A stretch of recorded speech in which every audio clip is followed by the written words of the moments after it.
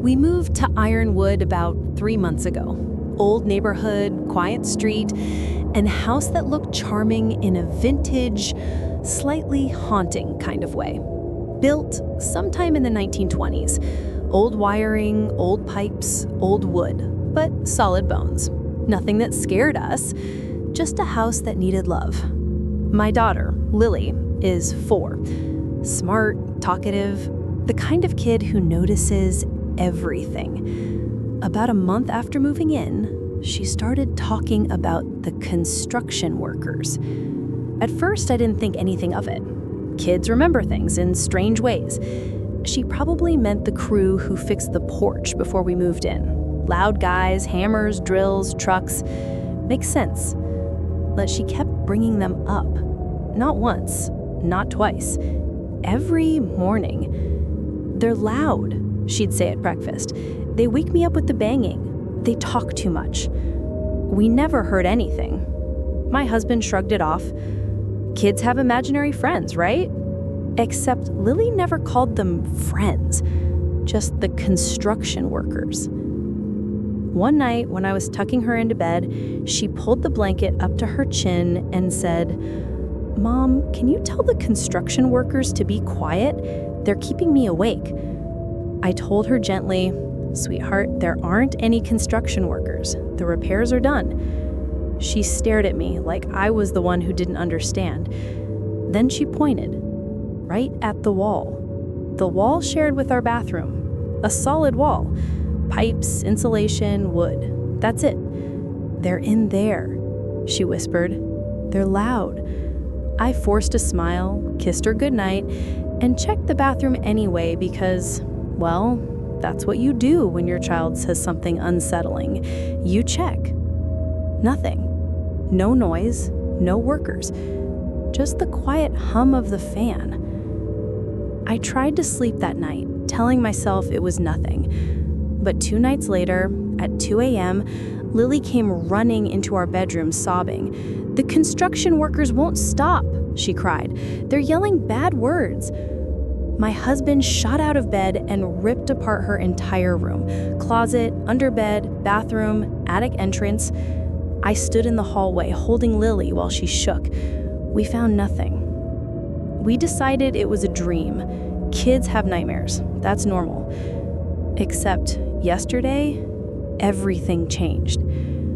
I was doing laundry in the hallway, the one that runs right past Lily's room and the bathroom. The washing machine was loud, so at first I didn't notice anything. But when I stepped away to grab detergent, I heard it. Metal, clinking, banging, and voices. Muffled, but not like neighbors, not like a TV, not like pipes. Voices inside the wall. My stomach dropped.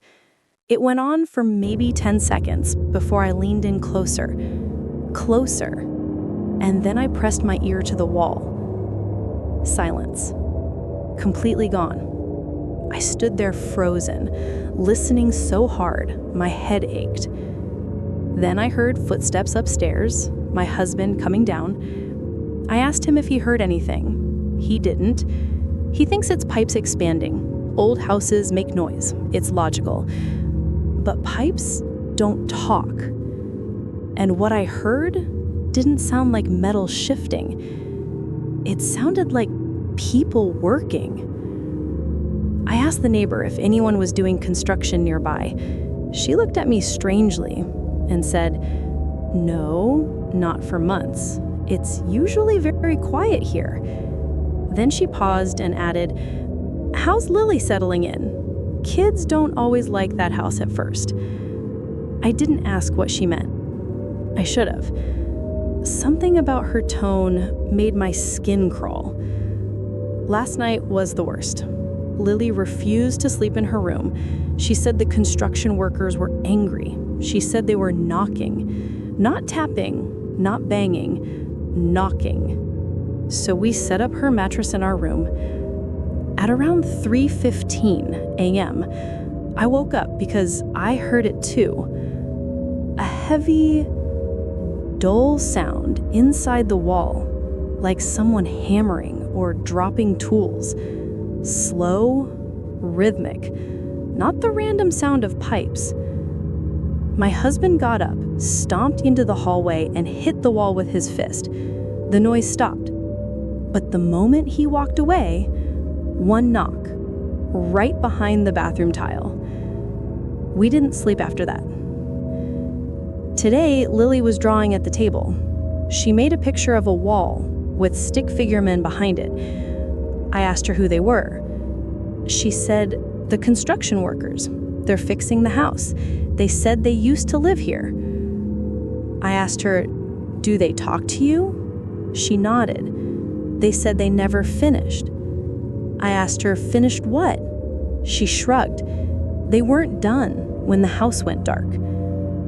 That phrase stuck in my head. The house went dark.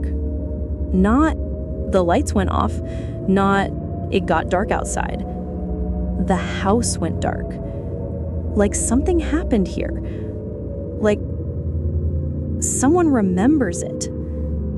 My husband is going to open the wall this weekend, just to prove nothing's inside, just to end this. But I don't know if I want him to, because last night, after everyone was asleep, I heard something new. Not banging, not voices, whispering. And I swear to God, I heard someone say, "Let us out."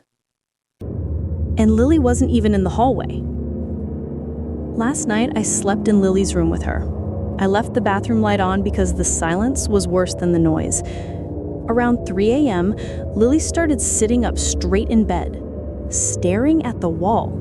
Not crying, not scared, just staring.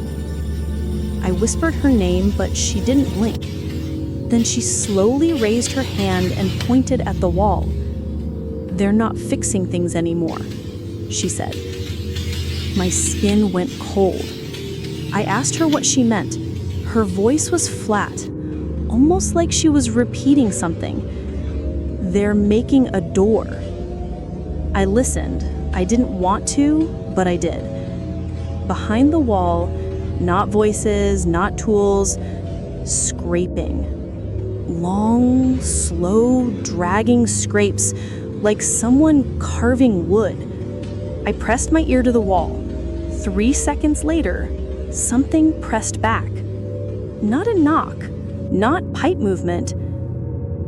A hand.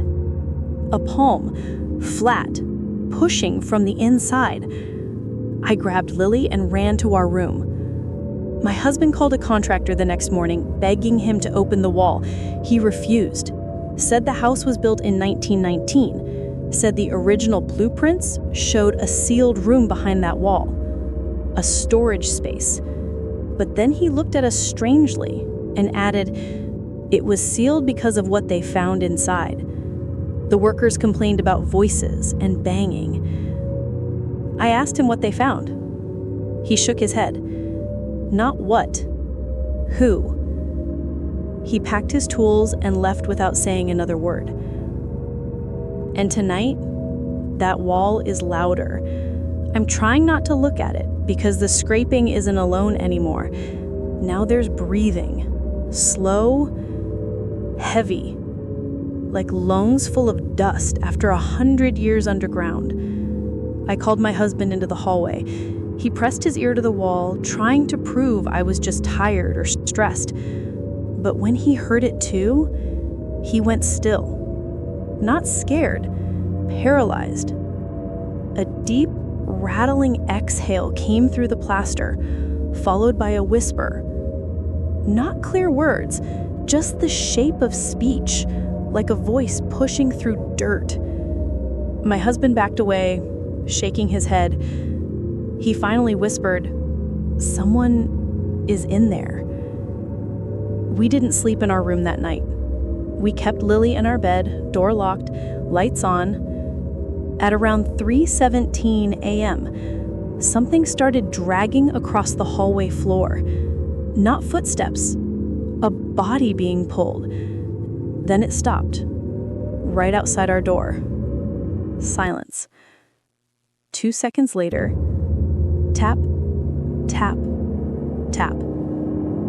Not knocking to enter, just tapping, waiting. Lily, still asleep, sat upright, and with her eyes closed, in a voice that didn't belong to her, she whispered, "They said we can leave now." My husband grabbed her and we ran. No packing, no explanation, just the three of us out the door, into the car, driving until the house was a memory shrinking in the rearview mirror. We never went back. We never even tried. The house sold cheap. No one asked why. But here's the part that keeps me awake. Sometimes at night, even in this new place, Lily wakes up and walks to the wall. She puts her hand against it, like Is waiting for something to tap back. And last night, before she fell asleep, she said, "Mommy, the construction workers found another house." That line Lily said stayed in my head like a splinter. I tried to ignore it until the phone rang. It was our real estate agent. Her voice was shaking. The new owners had torn open the wall. It wasn't insulation. It wasn't storage. It was a sealed room. A space no bigger than a closet. No windows, no door. Just a chair and the walls. All four of them were covered in scratch marks. Not tool marks, fingernails. 1,000 of them from floor to ceiling, deep enough to splinter the wood. But that wasn't the worst part. The floorboards were gouged too, as if someone had been trying to dig down once the walls ran out of space. The agent told us the original owner went insane in 1919. He kept insisting, "They're building a door. They're almost through." Neighbors heard banging, talking, breathing inside the walls. The town sealed the room, sold the house cheap, and everyone forgot. Until now. The agent ended the call by whispering, "Why did your daughter say they're making a door?" I didn't answer, because I already knew the truth. They weren't trying to escape the room. They were trying to enter the house. And if they found another house, like Lily said, then leaving didn't save us. It only gave them time to find a new door.